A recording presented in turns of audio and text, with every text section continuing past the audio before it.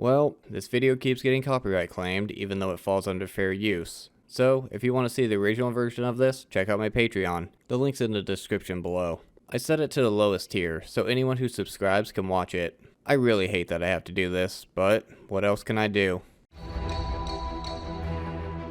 Mortal Kombat Legends Snow Blind is the story of Kenshi as he tries to become the greatest warrior in the wasteland, until he's betrayed and blinded by Shang Tsung, which honestly he should have seen coming, because that's what he does with everyone in everything.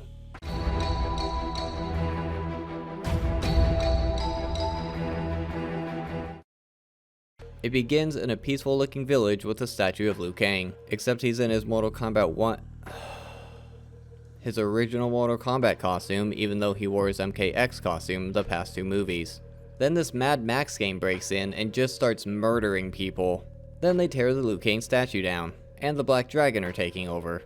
The Black Dragon are here to protect you, to keep you safe. They literally just murdered a bunch of people like 2 seconds ago. I guess Cyborg Kano here is king of the wasteland. I wonder how that happened. Oh, and this old guy is Shang Tsung. I'm completely sure he's not going to betray him like he does with everyone else at all.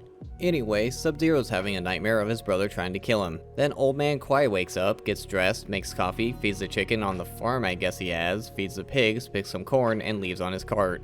There's a reason for this, I promise. And it's off to the wasteland to deliver food. But the Mad Max gang chases him down, beats the crap out of him, takes some food, and tips his cart. Gee, I wonder if that frost breath will be used later. Then the Mad Max gang just so happened to find this village. Look at all of them. They have no idea who we are. I don't even know who you are. I barely even know who Cobra is. The only one of them to show up in the 15 years before this movie is Cabal. Anyway, non-blind Kenshi shows up and kicks the crap out of them. So they leave and this guy freaks out on him. At his hideout, Cyborg Kano is watching a fight. What are you doing? Don't around! Why did that warrant an R rating? It's the only F word I know of in this movie. It's not even said in a sexual context. What the hell, MPA? Anyway, then these three come back and tell him what wusses they are. So Kano sends Tremor to go to the village with them. Meanwhile, Shang Tsung sneaks into Kano's trophy room and starts messing with this door that won't be used later. But Cyborg Kano catches him, so he tells him to follow the Mad Max gang because that seems like a good idea. Back at his farm, Kwai is having his nightmare again. Then he wakes up, gets dressed, makes coffee, feeds the chickens, feeds the pigs, picks some corn, and leaves on his cart, with the same animations that they used earlier. He actually makes it to town this time and talks to his shop friend, and Kenshi recognizes his tattoo. So he wants him to train him, but Kwai basically tells him to piss off. Then the Mad Max gang shows up and beats the crap out of Kwai again and Kenshi. Because Shang Tsung is so nice, he helps Kenshi up. Then he introduces himself as Tsung and tells Kenshi about a magic sword, and he's gonna help him find it, because I'm completely sure he's not up to something at all. So Jafar takes Aladdin here to a secret cave in the desert ruins of his island. And Kenshi's ancestors made this well of souls or whatever, his blood opens it. Then this moron just stands there and stares while this obvious bright light comes at him, and it's a bunch of souls that blind him. His ancestors just trapped all those souls in here without any warning on the seal. Kenshi's ancestors were dicks. Anyway, Shang Tsung absorbs all the souls. Your souls are mine. Does he have to say that in everything? And instead of making sure Kenshi actually dies, he just throws him down the well and goes, yeah, I'm sure that did it. Well, that didn't do it, and now he has the sword, and just so happens to wander into Kwai's farm. After watching these animations for a third time, seriously, they use the same animations 3 times in this movie, he finds Kenshi and brings him in. Meanwhile, Shang Tsung returns to Kano's hideout. How dare you! How dare he what? Defend himself against people trying to attack him? Seriously, what's the problem here? Oh, you found the Well of Souls then?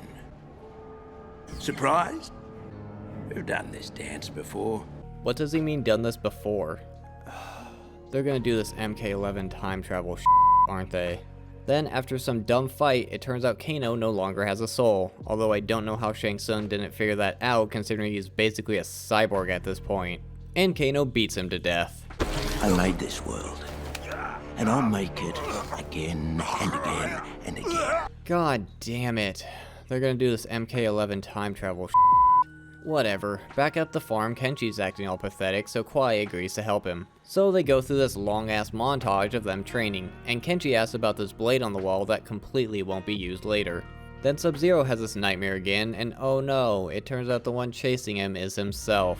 After 10 freaking minutes of training, Kwai admits that he used to be a member of the Lin Kuei. But they were clearing out a city of revenants because I guess they're zombies now, and he lost control of his power and ended up killing everyone but himself. Which would explain the dream he's having. Over at the village, Cyborg Kano found them and takes over, and he kills Kwai's shop friend. But Kwai doesn't want to do anything about it, so he goes back to the farm and Kenshi's gonna go save the town. So he sneaks into the camp and gets attacked. Wait, that was a second F word that got the R rating? It was so drowned out I had to listen to it like 4 times just to hear it. Does the MPA have a copy of the script or something? What the hell? Anyway, he kills all the characters no one cares about and then gets his ass kicked. Back at the farm, Kwai takes a spear from earlier, releases all the animals, and decides screw this farm and burns it to summon Scorpion. So he's like the king of the NetherRealm or something? Anyway, back at... why did his fingers bleed? I thought it was a robot hand. Whatever, Kano is about to kill Kenshi, but Sub-Zero comes in and saves him. And they kill off all the minor characters, and whoever this was, and freaking Hanzo here just murders a child.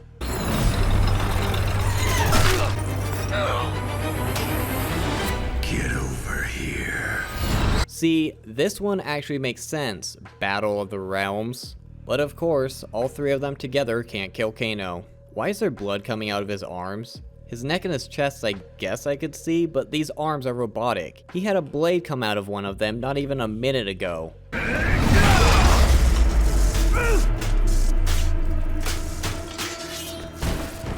What? Why was there blood coming out of his neck and chest earlier? Well, he's fine and runs away. So Kenshi kills Tremor, Scorpion incinerates Cabal, and Sub-Zero chases Kano.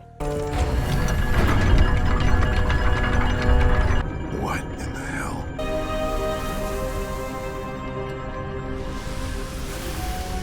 Confused, eh? It's called Chronica's Hourglass. God damn it. I knew they were gonna do this MK11 time travel shit. So, they go into Chronica's stupid chamber with her stupid hourglass. I guess this movie is a timeline where Kano won and used his time to make challenges for himself, and the skull is Chronica's skull because he let her live in exchange for the hourglass. Although I don't know how he could since she got her head split in half, unless it's not canon and it's just used it. You know what? That's not the point of this movie. Kano wipes Sub-Zero from history, but he throws an ice ball at him which reverses it for some reason. After some fighting, Kano pins Sub-Zero.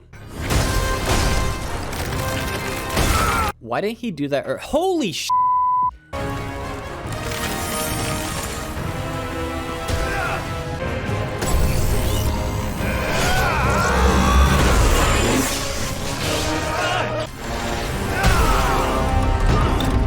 See, why is there blood? Ah, f it. So instead of reversing time and not making the world a wasteland, they destroy the time crown. Then Scorpion takes Sub-Zero to the NetherRealm, probably as punishment for him voicing Scorpion in MK11 instead of Patrick Seitz. And Kenshi goes to reform the Lin Kuei or something, because that's so much better than restarting this messed up timeline. This wasn't a great Mortal Kombat movie, but I still enjoyed it. It was at least an interesting concept, even if I hate that they used the whole time travel thing from MK11. I like the Wasteland premise, where Kano took over and basically made the whole world a Mad Max copy. And I like the idea of Kuai Liang acting as an old mentor to Kenshi, even if they did the bitter old man stereotype with it. The voice acting is really good. Manny Jacinto is alright as Kenshi. He can do the arrogant warrior really well, but he just doesn't sound believable when he acts frustrated. Ron Yoon is really good as Kuai Liang. I liked him in this a lot better than as Scorpion in MK11. He sounds convincing as a bitter old man, and he's great at showing Kuai Liang's wisdom as well. David Wenham is great as Kano. He can play the tyrannical dictator really well, and I like the laugh he does when Kano finds something funny. The animation and art style is really well done in this. It's a lot grittier than the previous two, which matches the post-apocalyptic setting, but yet it's a similar art style to them. It sets it apart from the others, but yet it still looks like a Mortal Kombat movie. But seriously, I really do like Ron Yoon better as Kuai Liang, and I'm glad they're still allowing Patrick Seitz to voice Scorpion. So, as long as they keep that up in Mortal Kombat 1, I guess it... Motherfuck! If you want to see an uncensored version of this video, or any of my other videos, check out my Patreon. If not, I appreciate you watching my video here too. Don't forget to do the YouTube stuff, and thanks for watching.